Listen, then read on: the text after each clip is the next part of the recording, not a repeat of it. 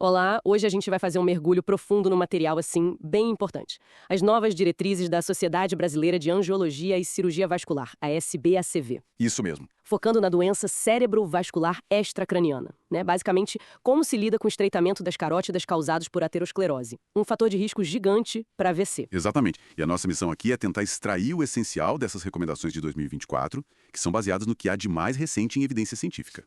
Parece que a grande pergunta que fica é: quando que uma placa de gordura na carótida, que tá lá quieta, vira um problema que exige uma ação mais séria? É por aí. E vale notar, né, que essas diretrizes usam uma metodologia bem rigorosa, a Agree-to. Certo. E elas classificam as recomendações. Tem as fortes, com boa evidência, que são classe 1, nível A.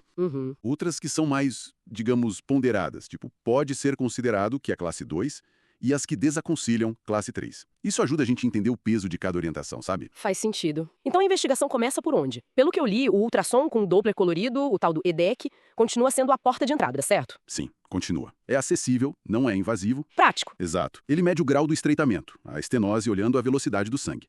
Mas o que as diretrizes reforçam cada vez mais é a importância de olhar para a placa de gordura em si. Ah, interessante isso. Placas que aparecem mais escuras no ultrassom, as hipoecogênicas ou que têm a superfície irregular, essas são consideradas mais instáveis, sabe? Com maior risco de soltar um pedacinho e causar um AVC. Mesmo que o estreitamento não seja tão grande assim. Exatamente. Mesmo que não seja extremo. Nossa, isso é muito relevante. Quer dizer que não é só o quanto fechou, mas o quão perigosa a placa parece. Na prática, essa avaliação da aparência da placa.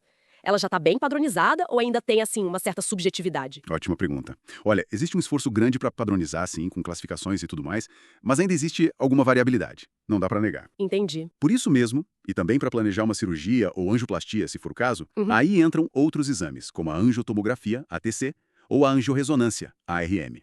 Elas dão uma visão mais detalhada da anatomia, até dos vasos dentro do cérebro. E a angiografia tradicional, aquela com catéter? Essa ficou bem mais restrita para casos muito específicos, quando os outros exames não batem, sabe? E claro, clinicamente, é fundamental saber se o paciente teve um AVC mesmo ou só um AIT. Aquele sintoma rápido que some em menos de 24 horas. Isso muda totalmente a urgência do quadro. Certo. E antes de pensar em qualquer procedimento mais invasivo, as diretrizes batem muito na tecla do tratamento clínico otimizado, o TCO. Parece que ele ganhou ainda mais destaque, né? Totalmente. É a base. Indispensável. E não é só tomar remédio, tá? Não. Não, é mudança de estilo de vida. Parar de fumar, nossa, isso é crítico. Multiplica o risco de AVC, controlar bem a pressão, o diabetes e principalmente o colesterol. De forma bem agressiva. Agressiva como? As metas para LDL, o colesterol ruim, estão baixas mesmo, abaixo de 70 miligramas por decilitro. Ou então reduzir pela metade o valor que a pessoa tinha antes. Uau, 70? Pois é, usa-se estatina, claro. E se não for suficiente, tem até outras medicações mais novas que podem entrar na jogada.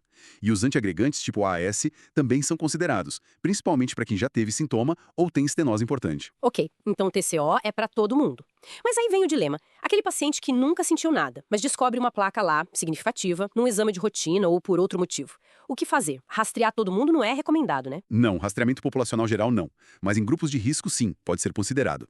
E se achar alguma coisa? Aí complica. Aí a decisão é bem complexa, muito individualizada. Se a estenose for importante, tipo acima de 60%, a diretriz sugere considerar a revascularização, cirurgia aberta, a angioplastia com stent. Considerar, não fazer sempre. Exato. Se o paciente tiver outros fatores de risco juntos, lembra da placa de aparência perigosa? Sim, a hipoecogênica, irregular. Isso. Ou se tiver pequenos infartos silenciosos no cérebro, que a gente vê na ressonância. E também se o risco do procedimento em si for baixo, menos de 3%, e a expectativa de vida da pessoa for boa, mais de 5 anos. Nossa, quanta condição! Pois é, não é uma recomendação forte e universal para assintomático. Pode ser razoável fazer em casos selecionados. A cirurgia ainda é vista como preferencial em muitos casos de baixo risco, mas a angioplastia é uma alternativa muito importante, principalmente para quem tem um risco cirúrgico maior. Percebe-se a cautela, né? Mas a coisa muda de figura se o paciente teve sintomas recentes, tipo um AIT ou um AVC leve, certo? Muda completamente, aí a urgência é outra. Para estenoses acima de 50% nesses pacientes sintomáticos, a recomendação de intervir é forte. Classe 1, nível A. Forte mesmo. E o ideal é fazer isso logo nas primeiras 2 semanas depois do sintoma. Desde que o risco da intervenção seja aceitável, claro, abaixo de 6%. 2 semanas é uma janela bem apertada. Isso deve exigir uma logística enorme dos hospitais, né? Sem dúvida. É um desafio logístico conseguir avaliar e operar tão rápido. Mas a evidência é clara. O benefício de intervir logo depois de um sintoma é muito maior. Entendi.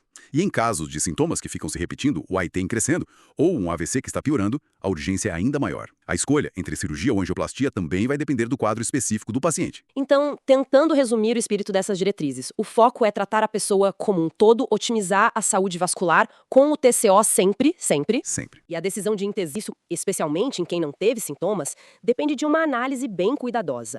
Não só do grau de estreitamento, mas do risco individual daquela placa específica, do paciente em si, pesando riscos e benefícios. Exatamente isso. A Aéreo de olhar só para a porcentagem da estenose, assim, tá ficando para trás. A avaliação hoje é muito mais completa, multifatorial. Fica então uma reflexão, né? Com exames de imagem cada vez melhores para a gente ver o risco da placa e com técnicas menos invasivas se aprimorando, será que no futuro essa balança vai pender para intervenções mais precoces, mais personalizadas, mesmo naqueles pacientes assintomáticos que hoje a gente tende a tratar de forma mais conservadora? É uma ótima pergunta. Certamente algo para a gente continuar acompanhando de perto nos próximos anos. Com certeza, um ponto para ficar de olho.